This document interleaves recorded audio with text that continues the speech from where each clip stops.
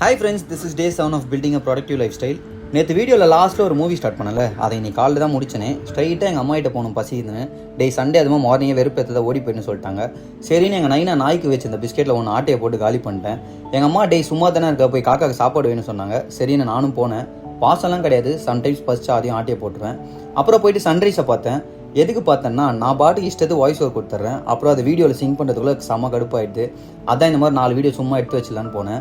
அப்புறம் இன்றைக்கி எங்கள் அம்மா தோசை தான் செஞ்சாங்க. அதை சாப்பிட்டு சாங்ஸ் பார்த்துட்டு சின்ன வேலையாக வெளியே போயிட்டு வந்தேன். ஆனால் செம்ம தலைவலி வெயிலில். சரின்னு ஒரு மொஜிட்டோ போட்டேன். வீடியோவே ஆன் பண்ணாமல் ரொம்ப நேரம் வீடியோ எடுத்துகிட்டு இருந்திருக்கேன்.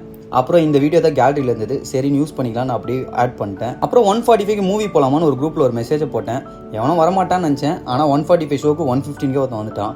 சரி, இதுக்கப்புறம் கேன்சல் பண்ணால் டென்ஷன் ஆகிடுவான்னு டக்குன்னு ரெடியாகி போயிட்டேன்.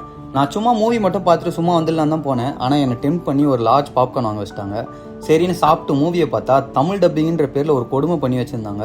பட் மூவி கொஞ்சம் பயமாக தான் இருந்தது. அப்புறம் ஒரு சின்ன தூக்கத்தை போட்டு அப்படியே ஒரு லாங் டிரைவ் போயிட்டு டீ போட்டு திரும்ப ஒரு பார்க்குக்கு வந்து கொஞ்ச நேரம் வாக்கிங் பண்ணேன். அப்புறம் எல்லாம் வந்து கொஞ்ச நேரம் பேச ஸ்டார்ட் பண்ணி எங்கேயோ ஸ்டார்ட் பண்ண டாபிக் எங்கேயோ போய் லாஸ்ட்டில் டிஎம்கே vs டிவிகேன்னு முடிஞ்சது.